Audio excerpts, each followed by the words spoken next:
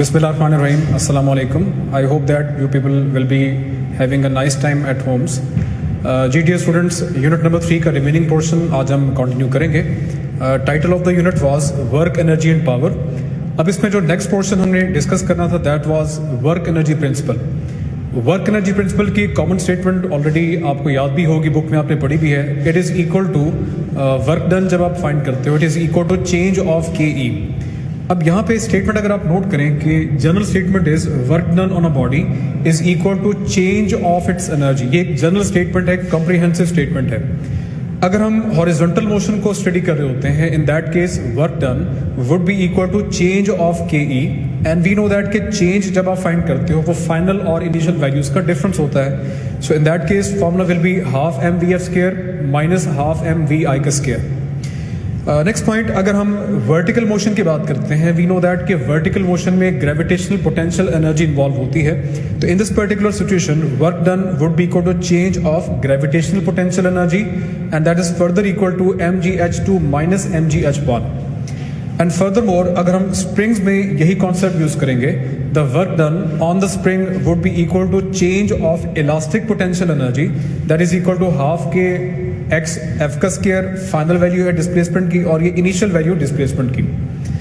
And अगर हम charges को इलेक्ट्रिक फील्ड्स में मूव करते हैं in that case work done is equal to change of electric potential energy जो कि delta E P dot E से हम डिनोट करते हैं और ये क्यू डेल्टा वी के बराबर होता है. ओके अब इसमें जो ज़्यादा हमारा कंसर्न है क्योंकि हम मैकेनिक्स को स्टडी करेंगे यहाँ पे और मैकेनिक्स का मतलब है कि हमने इस इक्वेशन पे ज़्यादा स्ट्रेस देना है. So work done is equal to change of K E further equal to half M V F square minus half M V I का square.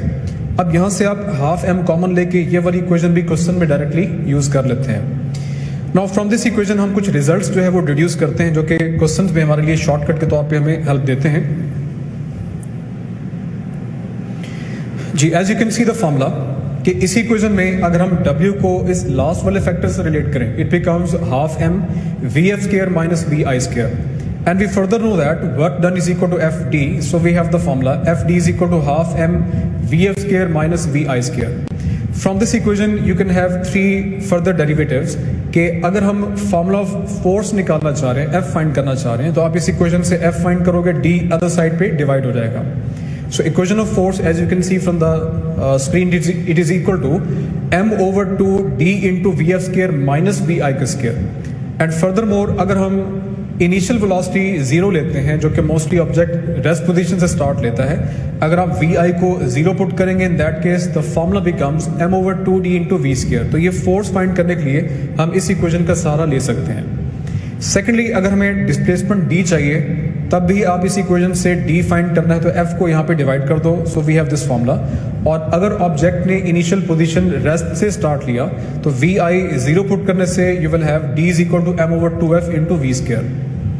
And the third one अगर किसी सिचुएशन में body का mass find करना हो तो आप again इसी इक्वेशन से m फाइंड कर सकते हो 2fd ओवर ये फैक्टर डिवाइड कर दोगे तो ये V F square minus V R square divisor में आएगा. इनिशियल पोजीशन से बॉडी ने स्टार्ट लिया तो 0 पोजीशन, अगर रेस्ट पोजीशन से स्टार्ट लेंगे तो यहाँ पे वी आई 0 वी एफ को वी पुट कर देंगे. ओके अब यहाँ पे एक और इम्पॉर्टेंट बात कि जो काइनेटिक एनर्जी का कॉन्सेप्ट है work done is equal to change of K E और ये दोनों पॉजिटिव होते हैं. अगर आप पॉजिटिव वर्क करोगे इन दैट केस एनर्जी में इजाफा होगा. अगर आप नेगेटिव वर्क करोगे तो के में कमी आती है तो साइन नेगेटिव आना चाहिए. But opposite is the case for the potential energy. Potential energy में साइंस रिवर्स हो जाते हैं.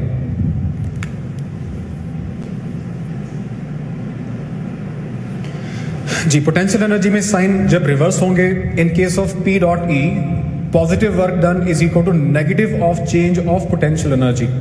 और ये पॉइंट हमने लास्ट टाइम भी डिस्कस किया था कि कंजर्वेटिव फोर्स जब बॉडी पे पॉजिटिव वर्क करती है इन दैट केस जो आपके पास एनर्जी चेंज है वो नेगेटिव आता है. तो एग्जांपल आप इसकी रेफरेंस के तौर पर देख सकते हो कि एक ऑब्जेक्ट है सर्टेन हाइट पर मौजूद है and that is a ground surface. Initially इसकी हाइट ज़्यादा है. अब ग्रेविटेशनल फोर्स इसको डाउनवर्ड मूव करने के लिए जब अमल करेगी तो बॉडी ने नीचे मूव करना है. अब पोजीशन नंबर 2 पे अगर ये पोजीशन 1 है ये पोजीशन 2 है and object is moving downward displacement भी डाउनवर्ड है तो आप देख सकते हो कि डिस्प्लेसमेंट एंड फोर्स जब सेम डायरेक्शन में हो, इसका मतलब क्या होगा कि theta is equal to 0 degree है और ये पॉजिटिव वर्क की निशानी है।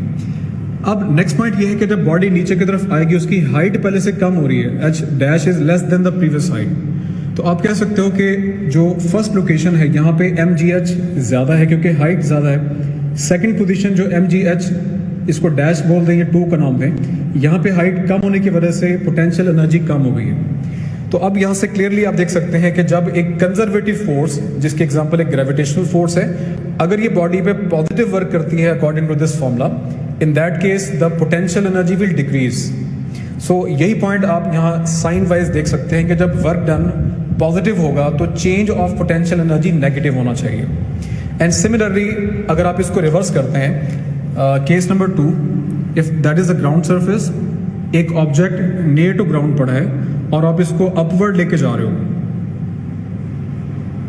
Now you can see that कि डिस्प्लेसमेंट अपवर्ड है बट ग्रेविटी हमेशा डाउनवर्ड ही बिहेव करती है। सो इन दैट केस अगर आप इसमें ग्रेविटेशनल फोर्स को यहाँ रिप्रेजेंट करते हैं किसी भी डायग्राम में, following this, gravitational force is always in the downward direction and displacement is in the upward direction. So angle between these two is equal to 180 and you know that कि अगर हम theta 180 put करते हैं work done negative आता है। So in this particular situation work done would be negative. अब जरा potential energy को देखिए कि जैसे जैसे ऑब्जेक्ट हाइट की तरफ जा रही है तो हाइट बढ़ने से क्या बढ़ रहा है, mgh के फॉर्मूले के मुताबिक आप जैसे जैसे हाइट बढ़ाते रहेंगे पोटेंशियल एनर्जी में इजाफा होगा। तो अगर आप इन दोनों पॉइंट्स को कंपेयर करें कि अगर ग्रेविटेशनल फोर्स जो कि कंजर्वेटिव फोर्स है, अगर वो बॉडी पे नेगेटिव वर्क परफॉर्म करती है, इन दैट केस उसकी पोटेंशियल एनर्जी इंक्रीज होती है। So that was the reason behind the science के negative of work done is equal to positive of change in energy. तो इसको एज ए क्वेश्चन भी आप याद रखोगे कि अगर कंजर्वेटिव फोर्स बॉडी पे पॉजिटिव वर्क करेगी तो वो नेगेटिव एनर्जी चेंज क्रिएट करेगी। इसी तरह से अगर बॉडी पे नेगेटिव वर्क होगा तो वो पॉजिटिव एनर्जी चेंज क्रिएट करता है। क्वेश्चन प्रैक्टिस कर लेते हैं। 2009 का ये क्वेश्चन प्रीवियस पेपर में आया हुआ है। If a certain force act on a body and changes its kinetic energy from 65 to 130 joule, then work done by the force will be. हाँ जी, वर्क डन आपको फाइंड करना है, इक्वेशन फंडामेंटल आपको मालूम है। सो इक्वेशन यहाँ पे solution भी किया हुआ है, इधर हम चेक भी कर लेते हैं उसको। Work done is equal to change of K E है और के ई का चेंज हमें मालूम है कि ये फाइनल और इनिशियल का डिफरेंस होता है। So in the given question you can see the solution के change of K E final और इनिशियल का डिफरेंस है। Now final is given which is equal to 130, initial is equal to 65। The answer would be simply 65 joule. So that is option number 4, the correct answer, 65 joules. Question number 24, work done on a body equal change in its dash energy. ये भी 2008 MD-CAT का पास paper का सवाल। Okay, अभी हमने point discuss किया था कि work done in general change of all these possible energies होती हैं, यानी कि वो चेंज ऑफ टोटल एनर्जी भी हो सकता है, वो पोटेंशियल एनर्जी का चेंज भी हो सकता है, वो काइनेटिक का चेंज भी हो सकता है। So all of these, delta is the correct answer.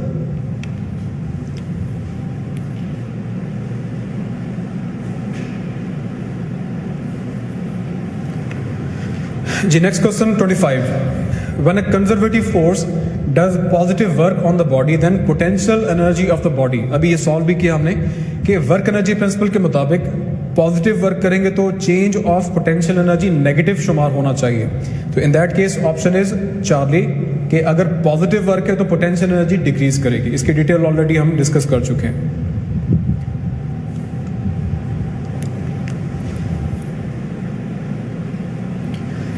Next, question number 26. An automobile traveling with a speed of 60 km per hour apply brakes and stops after covering a distance of 20 centimeter.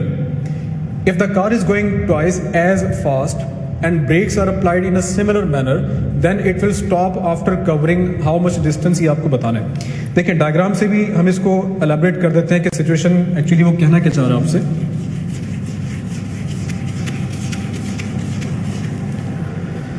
Condition is this के एक automobile या गाड़ी है और ये एक initial certain velocity v से move कर रही है। जब हम ब्रेक्स अप्लाई करते हैं, गाड़ी ने कुछ सर्टेन डिस्टेंस कवर किया, स्टॉपिंग डिस्टेंस हम इसको कह देते हैं, उसके बाद फाइनली गाड़ी ने आके यहाँ पे स्टॉप हो जाना। फौरन से ब्रेक्स अप्लाई करते हुए गाड़ी स्टॉप नहीं होती।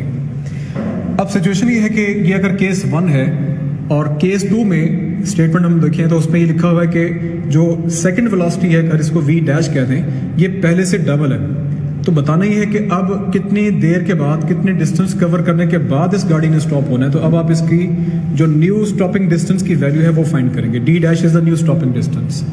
सो ये कंडीशन एक्चुअली क्वेश्चन में आपसे पूछी गई थी। So again you can see the statement, initial speed उसकी 60 किलोमीटर पर आवर थी और ब्रेक्स अप्लाई करने के बाद जो स्टॉपिंग डिस्टेंस उसको कवर करना पड़ा वो 20 सेंटीमीटर है। अब न्यू सिचुएशन ये है कि अगर उसकी स्पीड पहले से डबल कर दी जाए और ब्रेक्स उसी ही तरह से लगानी है, ब्रेक्स कम ये ज़्यादा नहीं करेंगे, इन दैट सिनेरियो अब उसका न्यू स्टॉपिंग डिस्टेंस कितना होना चाहिए। यही क्वेश्चन ऑलरेडी हम वर्क एनर्जी प्रिंसिपल वाले पोर्शन में रिव्यू कर चुके हैं। Work done is equal to change of K E, W is F D और चेंज फाइनल और इनिशियल का डिफरेंस है। Now you can see that कि रिटार्डिंग फोर्स लगी है तो कैपिटल एफ को माइनस स्मॉल एफ से डिनोट कर दें। Small F force of friction की अलामत है। हमने स्टॉपिंग डिस्टेंस का ये फॉर्मूला भी डिराइव भी किया था, इसको आप याद भी रखेंगे। d is equal to M V square over 2f। अब इस इक्वेशन में गाड़ी का मास फिक्स ये कांस्टेंट हो जाएगा, 2 भी कांस्टेंट फैक्टर है। और जब उसने कहा कि brakes applied in the similar manner, इसका एक्चुअली मतलब यह है कि एफ भी दोनों केसेस में सेम लगा है। तो बाकी सारे फैक्टर कांस्टेंट हो जाएंगे तो d proportional to v square आपके पास प्रोपोर्शनलिटी बन जाएगी। अब अगले स्टेप पे आप इसकी रेशो भी बना सकते हो या आप डायरेक्टली भी देख के जज कर सकते हो कि अगर इस v को डबल कर दें तो v का डबल करने का मतलब इस पे स्क्वायर आ जाएगा। तो मीन के कह सकते हो आपके d dash is equal to 4 times d हो जाएगा, पहले से 4 गुना स्टॉपिंग डिस्टेंस बढ़ जाएगा। तो पहले स्टॉपिंग डिस्टेंस देखें कितना था हमारे पास 20 सेंटीमीटर, तो उसका 4 टाइम्स करने पे the new stopping distance would be equal to 80 centimetre. So correct answer is option number delta. Question number 27, on a stationary particle of mass m, a constant force F acts for a time t. The kinetic energy gained by the body is. Okay, अब देखिए के ई का formula जो आप fundamental use करते हो that is equal to half M V square, but यहाँ पे कुछ डिफरेंट सिचुएशन है, फोर्स भी चाहिए, टाइम भी चाहिए, मास भी चाहिए। तो अब आपको वर्क एनर्जी प्रिंसिपल वाली इक्वेशन यूज करनी पड़ेगी। So change of K E is equal to work done, and change of K E को जब हम फर्दर सॉल्व करेंगे, work done is equal to, हाँ जी, ये पहला स्टेप हमारे पास हो जाएगा, change of K is equal to work done, और ये वर्क किसके बराबर है, that is equal to F D. अब f को एज इट इज वैसे लिखा रहने दें, d second equation of motion apply कर दें, s is equal to V I T plus half A T square. अब स्टेटमेंट के मुताबिक ऑब्जेक्ट ने जो कंडीशन डेवलप की है, स्टेशनरी पोजीशन से मूव किया उसने। तो स्टेशनरी पोजीशन से मूव करने का मतलब है कि वी आई आपने यहाँ 0 रिप्लेस करना है। So this factor will be replaced as 0 in the next step. और acceleration in terms of force and mass लिख सकते हो आप, a is equal to F over M. तो हमने इस एक्सेलरेशन को f ओवर m से रिप्लेस किया। अब फाइनली ये फैक्टर 0 हो जाएगा, f और f मल्टीप्लाई करने से f स्क्वायर हो जाएगा अगले स्टेप पे। तो आपके पास जो इक्वेशन बनेगी फाइनली वो ऑप्शन नंबर चार्ली की बननी चाहिए, f square t square over 2m। So option number Charlie is the correct answer.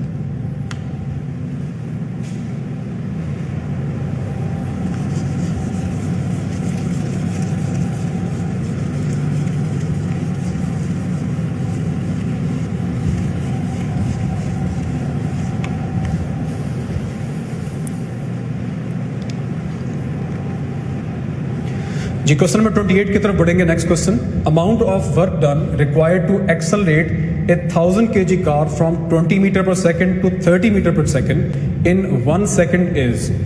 हमने क्या फाइंड करना है, वर्क डन फाइंड करना है, गाड़ी का मास गिवन है, इनिशियल स्पीड गिवन है एंड फाइनल स्पीड गिवन है, और टाइम ड्यूरेशन भी गिवन है कि 1 सेकंड में स्पीड में इतना चेंज आना चाहिए। सो वर्क डन में देखिए टाइम इंपॉर्टेंट नहीं है यहाँ पे, work done is equal to change of K E and that is equal to half m vf square minus vi ka square.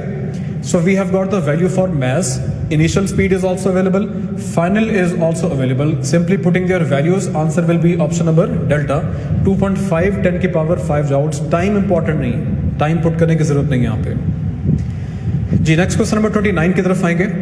Velocity time graph of a particle of mass 2 kg moving in a straight line is shown in the figure. Work done by all the forces on the particle is. अब diagram देखिए हमारे सामने है और velocity and time का graph है। हमने find क्या करना था, वर्क डन निकालना था। अब वर्क डन की इक्वेशन आप जानते हो, that is equal to change of K E which is equal to half M V F का स्क्वायर माइनस वी आई का स्क्वायर।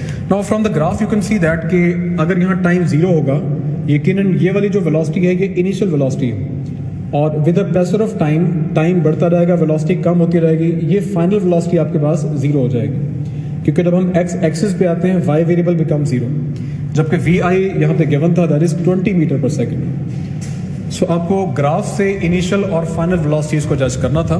बाकी क्वेश्चन आपके पास अवेलेबल है। Final is 0, initial is equal to 20 and solving this becomes -400 joule. Option number alpha correct answer. Negative sign इसलिए आया क्योंकि retarding force लग रही है जो कि वर्क को नेगेटिव क्रिएट कर देती है। So in that case it will be option number alpha.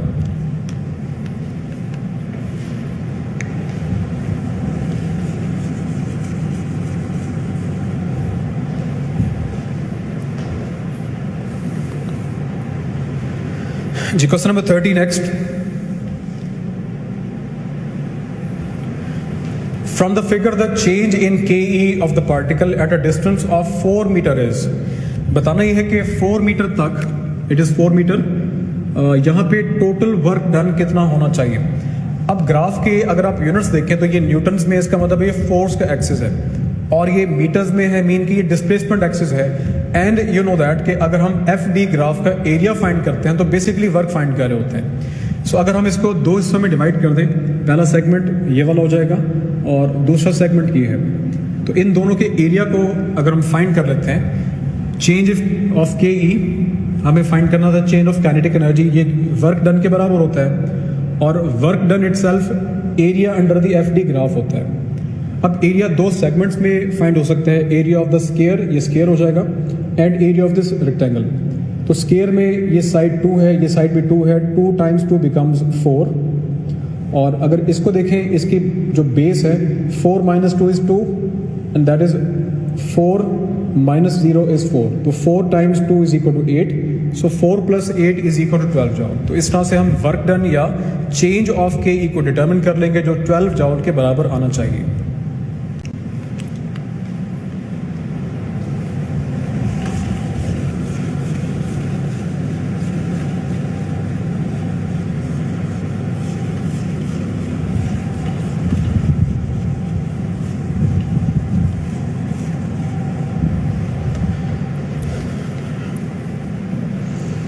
Next we have question number 31.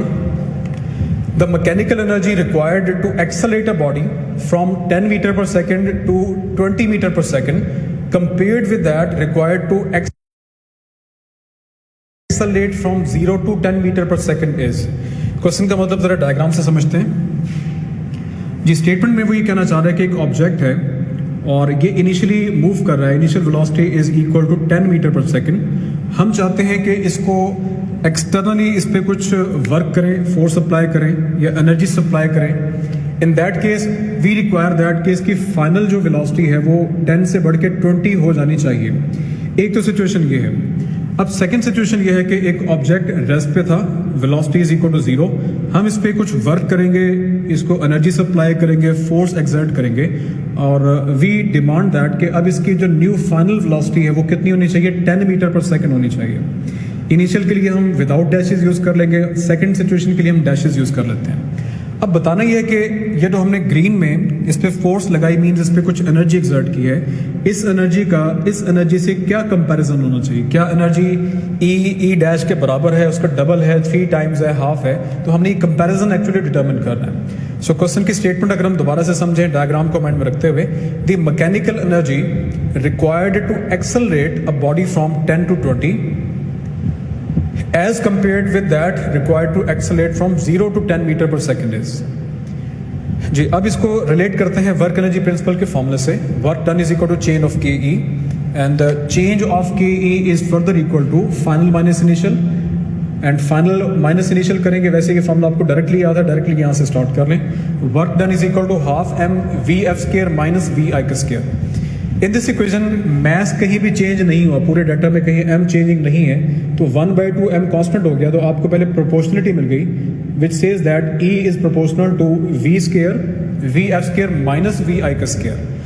अब यहाँ दो कंडीशंस हैं, तो आप रेशो बना लें, E/E dash, E initial situation है, E डैश फाइनल या न्यू सिचुएशन है। तो आप यहाँ पे इसी फॉर्मूले को देखें, V F square minus V I square, हमने इसको ओपन किया, ये विदाउट डैशेज हो जाएगा और ये विद डैशेज है। तो अब विदाउट डैशेज का मतलब है कि ये इनिशियल है और ये फाइनल है, तो आप वैल्यू रिप्लेस कर दो। V I is 10 this value and V F is equal to 20। फिर जब आप डैशेज का इस्तेमाल करते हो, आप सेकंड वाली सिचुएशन यूज कर रहे हो, यहाँ पे इनिशियल 0 है, putting V I is equal to 0 here, और फाइनल यहाँ पे 10 है, तो आपने वी एफ को 10 रिप्लेस कर दिया। तो अब आप इसको जब सॉल्व करोगे तो आंसर जो निकलेगा that is equal to E over E dash, 300 over 100 cancel करने पे दैट बिकम्स 3, और जब आप ई डैश को इधर क्रॉस मल्टीप्लाई करेंगे तो फाइनल आंसर हमें बता रहा है कि पहले केस में जो एनर्जी हमने दी है, सपोज करें कि ये एनर्जी हमारे पास कंपैरेटिवली देखा रही है, एनर्जी अगर x जाउल है तो ये 3x जाउल हमने प्रोवाइड की होगी।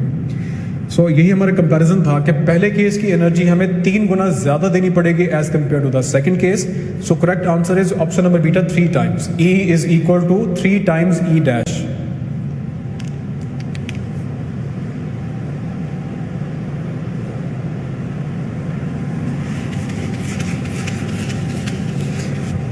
Next we have the concept about interconversion of kinetic energy and potential energy in the gravitational field. Okay, अब डायग्राम से आप ये चीज़ देख सकते हैं कि object initially position number A पे पड़ा था, लाइक दिस पोजीशन। इस पोजीशन ए पे इसकी जो पोटेंशियल एनर्जी है that is maximum which is mgh, values आप यहाँ से भी देख सकते हो। पॉइंट ए पर पोटेंशियल एनर्जी mgh है, और चूंकि ऑब्जेक्ट स्टेशनरी पड़ा हुआ है पॉइंट ए पर, तो इसकी ke 0 होनी चाहिए। अगर हमें total energy E at point A निकालनी है तो दोनों का सम करेंगे, answer would be equal to mgh which is a constant value. Next, the body is allowed to fall freely. अब ये पोजीशन ए से फ्री फॉल करता हुआ पोजीशन बी पे आएगा और कंटिन्यूसली अभी नीचे कर रहा है। हम पॉइंट बी पे इसको स्टडी करना चाह रहे हैं कि पॉइंट बी पे इस ऑब्जेक्ट के फीचर्स क्या होने चाहिए। At this point B fundamental equations हमारे पास वही रहेंगी, क्योंकि जब भी आपको पोटेंशियल एनर्जी निकालनी हो, जनरल इक्वेशन जो आप यूज करते हो वो क्या लिखते हो आप, potential energy is equal to mg, generalise करके इसको हाइट लिखें।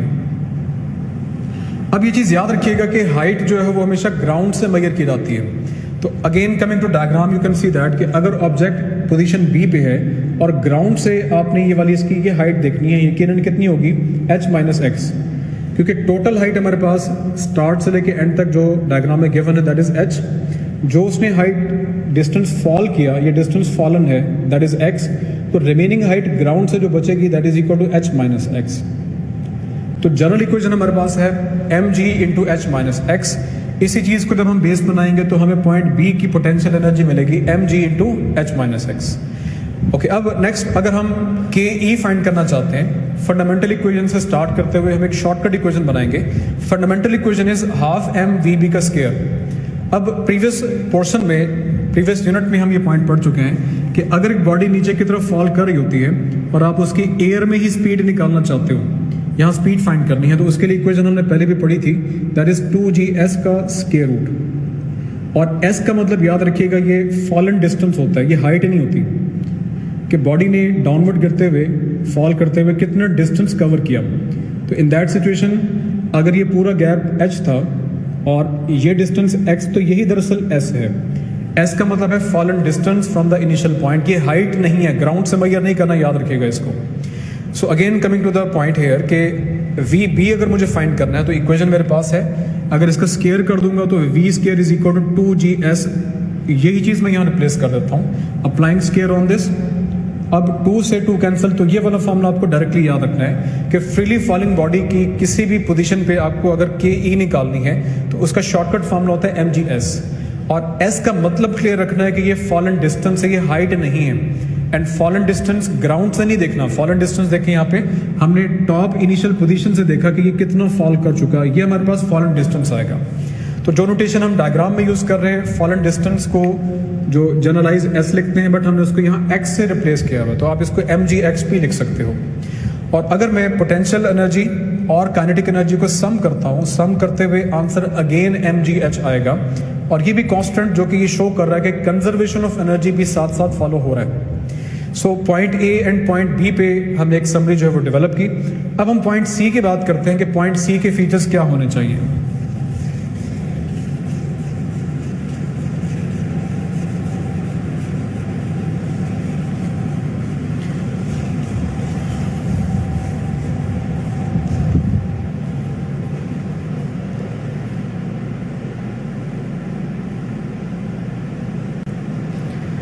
जी, now you can see that कि पॉइंट सी जो है ये लास्ट वाली पोजीशन होगी just before hitting the ground, कि ऑब्जेक्ट जो है वो ग्राउंड से सिर्फ एक लम्हा पहले यहाँ पे हम स्टडी करें, पॉइंट सी की पोजीशन है। अब पॉइंट सी पे अगर पोटेंशियल एनर्जी फाइंड करनी हो एम जी इंटू हाइट, अब हाइट की वैल्यू देखो, पॉइंट सी पे तकरीबन 0 है, object near to the ground है। अगर ऑब्जेक्ट नियर टू ग्राउंड हो तो हाइट h 0 पुट कर दोगे आप, तो इसीलिए हम कह सकते हैं कि पॉइंट सी की पोटेंशियल एनर्जी 0 होनी चाहिए। अगर आपको के ई फाइंड करना है, शॉर्टकट फार्मूला मैं आपको बता चुका हूं, फॉलिंग बॉडी का K E at any instant it is equal to M G into S. S का मतलब क्या है? Fallen distance from the initial point. तो अगर इनिशियल पॉइंट ये था और बॉडी कंप्लीटली पॉइंट सी तक आ चुकी है, तो in this condition you can say that कि fallen distance becomes equal to the height of the body. तो जब आप रिप्लेस कर दोगे एस को एच से, तो अब K E at point C M G H बन जाएगा, और जब आप दोनों को ऐड करोगे तो total energy at point C still equal to M G H. तो इसमें आप देख सकते हो कि एनर्जी इंटर कन्वर्ट हो रही है। शुरू में एनर्जी किस शक्ल में थी? पोटेंशियल के फॉर्म में। अब वो सारी की सारी एनर्जी किस में कन्वर्ट हो चुकी? काइनेटिक के फॉर्म में। सो इंटर कन्वर्टिंग यही कॉन्सेप्ट है, और इस दौरान law of conservation of energy valid रहेगा, जो कि डेरिवेशन से पॉइंट्स ही आपको बता रहे हैं कि हर पॉइंट पे टोटल एनर्जी कांस्टेंट है।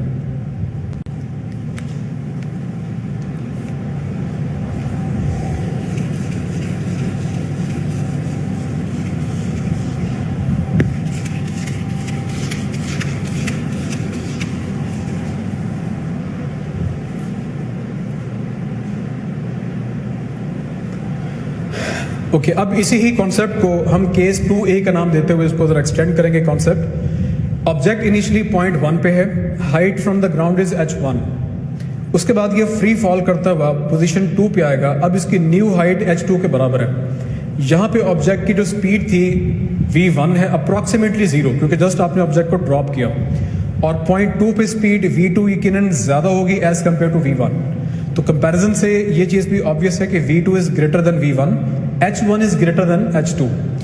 अब इसमें कंजर्वेशन ऑफ एनर्जी कहती है कि जैसे जैसे बॉडी ने नीचे फॉल करना है, फॉल करते साथ ही स्पीड बढ़ती जाएगी, के ई में इजाफा होता जाएगा, लेकिन at the same time height कम होती रहेगी और पोटेंशियल एनर्जी भी कम होनी चाहिए।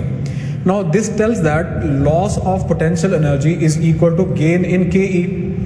तो पोटेंशियल एनर्जी का लॉस कैसे फाइंड करेंगे हम? M G H one minus h2। h1 जो कि ज्यादा है, इसीलिए हमने इस फैक्टर को पहले लिखना है, h1 माइनस h2 होना चाहिए, h2 माइनस h1 नहीं होना चाहिए। गेन इन के ई ये कैसे फाइंड करेंगे? अगर हम इन दो पोजीशंस की के ई का डिफरेंस निकाल लें, and that is equal to half M V two का square minus half M V one का स्क्वायर।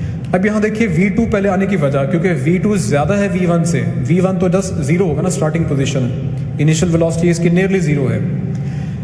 कॉमन फैक्टर में अगर हम m यहाँ कैंसिल करते हैं तो रिमेनिंग फैक्टर से आप v का फॉर्मूला बना लेते हो। ये वही फॉर्मूला जो कि हमने पहले मोशन एंड फोर्स में भी इसका जिक्र किया था, कि अगर फ्रीली फॉलिंग बॉडी की किसी भी सर्टेन पोजीशन पे आपको v निकालनी है तो उसका फॉर्मूला 2gs के रूट होता है। s का मतलब है फॉलन डिस्टेंस, जो कि h1 माइनस h2 के डिफरेंस से आप निकाल सकते हो।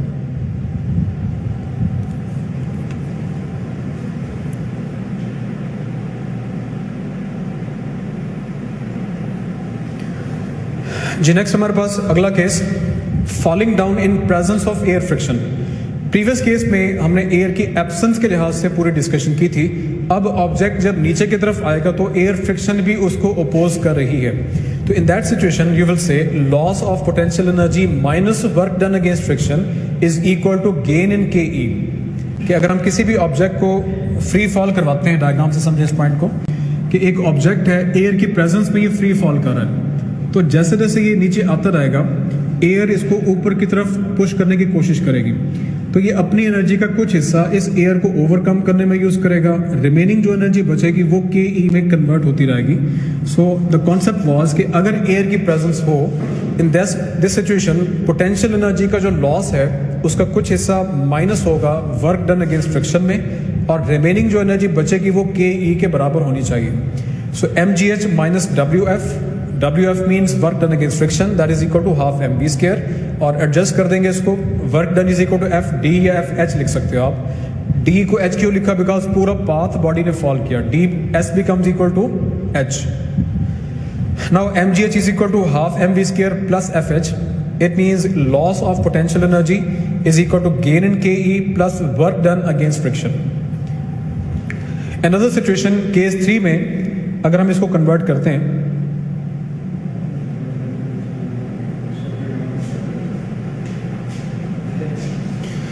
जी केस नंबर 3 हमारे सामने है.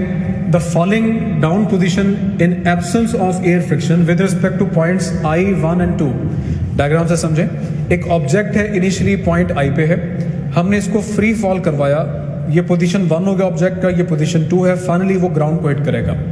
पोजीशन 1 की जो ग्राउंड से हाइट है ये h1 है, पोजीशन 2 की ग्राउंड से हाइट h2 है, और इनिशियल पोजीशन की जो वैल्यू है वो h से डिनोट कर रहे हैं. अच्छा, अब यहाँ पे जो क्वेश्चन आ सकता है, अभी हम प्रैक्टिस भी करेंगे सवाल, कि ये बताइए कि पोजीशन 1 और पोजीशन 2 पे ऑब्जेक्ट की पोटेंशियल एनर्जीज की रेशियो कितनी है. इसी तरह से के ईज की रेशियो आपसे पूछ सकता है, स्पीड की रेशियो आपसे पूछ सकता है. तो उसी चीज़ को हम अंडरस्टैंड करना चाह रहे हैं यहाँ पे. Now potential energy is equal to mgh1 minus mgh2, mgh1 over mgh2, mg से mg कैंसिल. तो यहाँ से ही पता चला कि पोटेंशियल एनर्जीज की जो रेशो है वो एक्चुअली हाइट्स की रेशो के बराबर होनी चाहिए. सेकेंड पॉइंट, अगर आपको के ई फाइंड करना है, K E is equal to half mv1 square half mv2 square. Masses same है, कैंसिल, हाफ भी कॉमन कैंसिल हो जाएगा. सो अब आपके पास v1 स्क्वायर ओवर v2 का स्क्वायर अगर आप कंबाइन कर दें इस पे, अब v की इक्वेशन ऑलरेडी मैं आपको बता चुका हूँ, फॉलिंग बॉडी का स्पीड 2gs स्क्वायर रूट के फॉर्मूले में कन्वर्ट हो जाता है. तो आपने इस फैक्टर को जब रिप्लेस किया, v1 is equal to 2gs1, v2 is equal to 2gs2, 2g से ये 2g स्क्वायर रूट कैंसिल, तो रिमेनिंग फैक्टर जो बचेगा आपके पास वो h1 माइनस h2 बच जाएगा. स्क्वायर से ये स्क्वायर रूट भी कैंसिल हो जाएगा. अब ये जो फैक्टर हमने यहाँ लिखा हुआ है h माइनस h1, ये बेसिकली क्या है, ये s1 है, ये फॉलन डिस्टेंस है. देखें जरा इसको, ऑब्जेक्ट ने स्टार्ट लिया था यहाँ से और यहाँ से लेके यहाँ तक जो बॉडी ने फॉल किया, ये दरअसल s1 है. और s1 एक्चुअली क्या चीज़ है, ये डिफरेंस है इन दो हाइट्स का. s1 is equal to h minus h1. फिर जब आप s2 की बात करोगे, s2 का मतलब होगा कि बॉडी ने इनिशियल यहाँ से यहाँ तक फॉल किया, ये डिस्टेंस s2 है और ये बराबर होगा h माइनस h2. सो ये शॉर्टकट इक्वेशन आप याद रखेंगे कि अगर हम फ्रीली फॉलिंग बॉडी के 2 पॉइंट्स लेते हैं और उन 2 पॉइंट्स पे आपको के ईज की रेशो चाहिए, तो वो जो के ईज की रेशो है वो दरअसल फॉलन डिस्टेंस की रेशो के बराबर आती है. एंड फॉलन डिस्टेंस डायग्राम से मैंने क्लियर कर दिया, that is h minus h1 over h माइनस h2. इसी तरह से हम फॉर्मूला, वही जो शॉर्ट पॉइंट हमारे पास था, डायरेक्टली याद रखेंगे ke1 ओवर ke2, mgs यहाँ मैंने पूरा डिराइव किया था, आप mgs से स्टार्ट ले लें, क्योंकि फॉलिंग बॉडी की जो ke है, I already told you that it is equal to mgs. So that is mgs1 over mgs2, mg cancel, s1 over s2. s1 fallen distance है 0.1 के लिहाज से, s2 फॉलन डिस्टेंस है 0.2 के लिहाज से. Okay, third point is about speeds. अगर आपको स्पीड्स की रेशो निकालनी है, अब स्पीड का इक्वेशन मैं आपको बता चुका हूँ already, v is equal to 2gs के रूट. अगर पोजीशन 1 है तो s1, पोजीशन 2 है तो s2 आना चाहिए. 2g से 2g कैंसिल कर देंगे, सो इक्वेशन उसी लिहाज से बन जाएगी s1 ओवर s2 का स्क्वायर रूट, दोनों पे स्क्वायर रूट आएगा, और फॉलन डिस्टेंस इटसेल्फ बराबर है h माइनस h1, जबकि s2 बराबर होगा h माइनस h2 square root. Another option could be this one, कि अगर हम के ई के फॉर्मूले से उसको डिराइव करें, वो भी एक पॉसिबल ऑप्शन है. ये और का मतलब है 2 ऑप्शन हैं, बेसिक फॉर्मूला वही रहेगा. अदर ऑप्शन क्या है, के ई का फॉर्मूला लिखें, हाफ m से हाफ m कैंसिल हो जाएगा, so you have ke1 over ke2 is equal to v1 over v2 का दोनों पे स्क्वायर आएगा.